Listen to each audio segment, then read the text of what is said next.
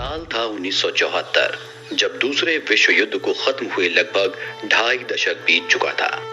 दुनिया के हर बड़े देश का ध्यान अपनी अर्थव्यवस्था को मजबूत करने पर था। इधर ब्रिटेन का भी ध्यान हर दिन नए नए कीर्तिमान रचने पर था। मगर तभी वहां एक ऐसे अपराधी की चर्चा होने लगती है जिसके जुर्म की दास्तान सुनकर सब दहशत में चले जाते हैं।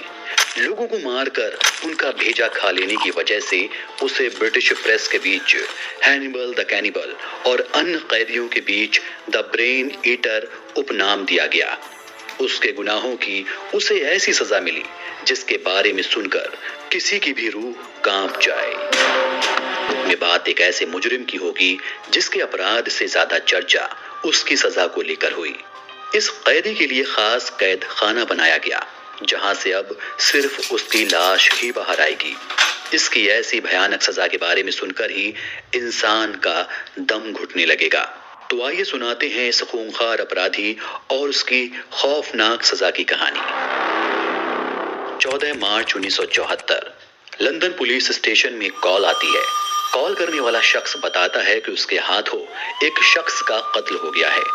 पुलिस जब मौके वारदात पर पहुंचती है तो वहां जमीन पर एक 30 साल के शख्स की लाश पड़ी होती है और एक 21 साल का युवक बैठा कांप रहा होता है। मरने वाले का नाम जॉन फैरल होता है और वो कत्ल करने वाले युवक रॉबर्ट मॉसले को शारीरिक संबंध बनाने के इरादे से अपने घर लाता है। पूछताछ में मॉसले खुद को मनोरोगी बताता है और इलाज की गुहार लगाता है। पुलिस जब उससे पूछताछ करती है तो वो बताता है कि वो एक सेक्स वर्कर है और फैरल उसे यहाँ लेकर आया था। इस दौरान फैरल उसे उन बच्चों की तस्वीरें दिखाता है जिनका उसने यौन शोषण किया था। मासूम बच्चों की तस्वीरें देखकर मॉसले को न जाने क्या हो जाता है। उसे अपना बचपन याद आता है और फैरल को देखकर घिन आने लगती है। वो गुस्से से पागल हो जाता है और पास रखी एक बोतल उसके सिर पर मार देता है। इसके बाद दोनों में संघर्ष होता है और इसी बीच मॉसले के हाथों फैरल का खून हो जाता है। इसके बाद मॉसले खुद पुलिस को फोन कर आत्मसमर्पण कर देता है। मॉसले को कोर्ट में पेश किया जाता है, जहां अदालत उसे मनोरोगी मानते हुए मुकदमे के लिए अयोग्य पाती है और ब्रॉडमूर अस्पताल भेज देती है। लेकिन पुलिस इस बात से अनजान थी कि मासूम सा दिखने वाला ये शख्स किसी और का कत्ल भी कर सकता है।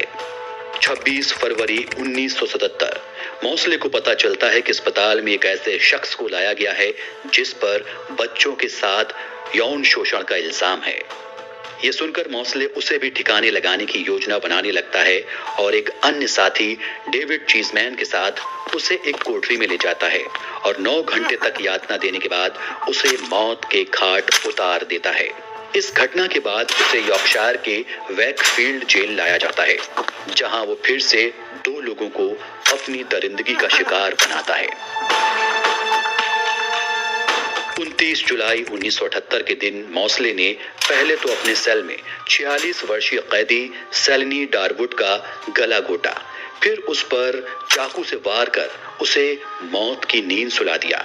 डारवुड पर हत्या और घरेलू हिंसा का आरोप था। डारवुड को मारने के बाद मॉसले एक अन्य कैदी विलियम रॉबर्ट्स की कोठरी में घुसता है और उसके पेट में छुरा घोंप देता है। उसकी खोपड़ी पर खंजर से वार कर उसका काम तमाम कर डालता है।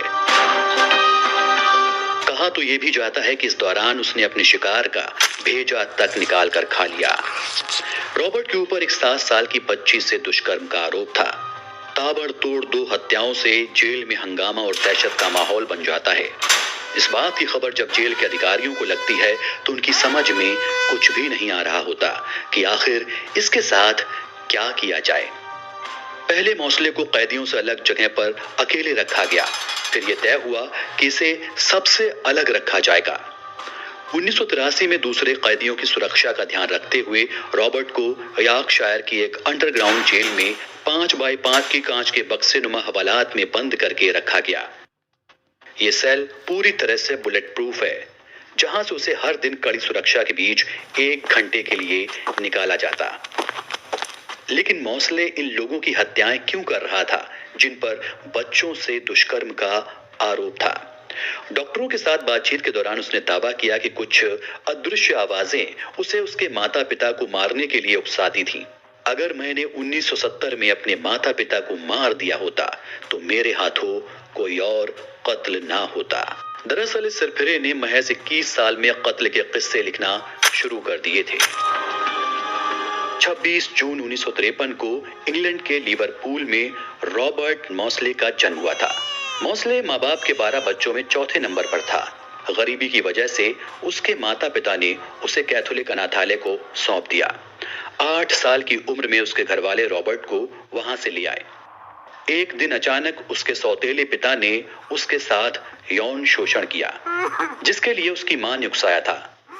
वो भी तब जब वो किसी बात को लेकर अपने भाई बहनों के बचाव में कहीं से मारपीट कर लौटा था।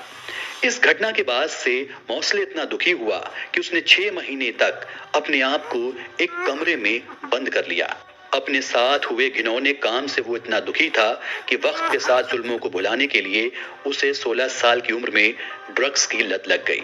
इसके बाद उसने घर छोड़ दिया, पैसे कमाने के लिए सेक्स वर्कर बन गया और फिर उसकी मुलाकात फेरल से हुई, जिसका उसने सबसे पहले कत्ल किया। हालांकि अब मॉसले की उम्र 69 साल की हो चुकी है। उसे जेल से बाहर नहीं आने दिया जाता। कई बार बाहर आने की इच्छा जताने पर उसे कह दिया जाता कि अब उसकी लाश ही कांच के भूमिगत जेल से बाहर आएगी। मतलब उसे जीते जी अब कांच के बॉक्स में बनी उस जेल के बाहर की दुनिया कभी देखने को शायद नसीब हो। तो दोस्तों, ये तो थी शीशे की जेल में बंद एक खतरनाक मुजरिम की दास्तान।